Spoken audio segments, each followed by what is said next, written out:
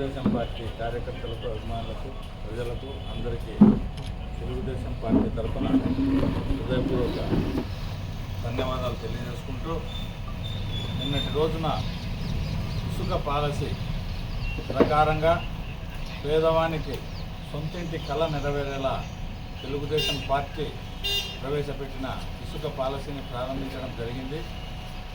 పేదవాడు ఇల్లు కట్టుకోవాలంటే మొత్తం 5 లక్షలు ఖర్చు అయితే దాంట్లో 3 లక్షల రూపాయలు కేవలం ఇసుకగా పెట్టే పరిస్థితికి జగన్మోహన్ రెడ్డి ప్రభుత్వం పేదలను అన్యాయంగా అనేక ఇబ్బందులకు గురి చేశారు.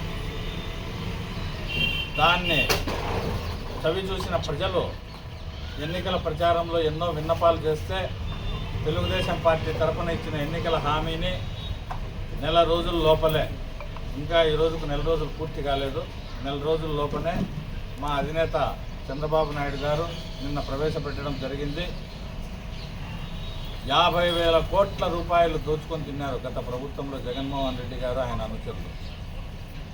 దాన్నంతా కక్కించే కార్యక్రమం ఒకవైపున జరుగుతూ ఉండగా ఈ ఇసుకను అందరికీ పంచే విధంగా మేము చర్యలు తీసుకొని నిన్నటి రోజున ప్రారంభించడం జరిగింది.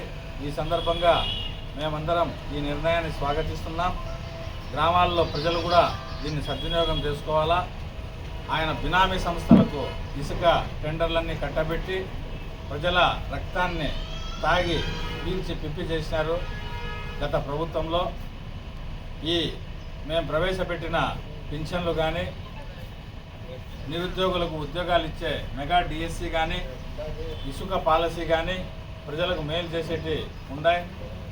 ఇవన్నీ ప్రసార మాధ్యమాల ద్వారా ప్రజలకు సవినయంగా తెలియజేసుకుంటూ, భవిష్యత్తులో కూడా తెలుగుదేశం పార్టీ ఇచ్చిన మాటకు కట్టుబడి ఉంటుందని, శ్రీ నారా చంద్రబాబు నాయుడు గారి నాయకత్వంలో, శ్రీ లోకేష్ గారి పర్యవేక్షణలో ఈ ప్రభుత్వం పేదలకు మేలు చేసే అన్ని కార్యక్రమాలకు ఎన్నటికీ మద్దతు ఇస్తుందని సవినయంగా అందరికీ తెలియజేసుకుంటున్నాం. నమస్కారం.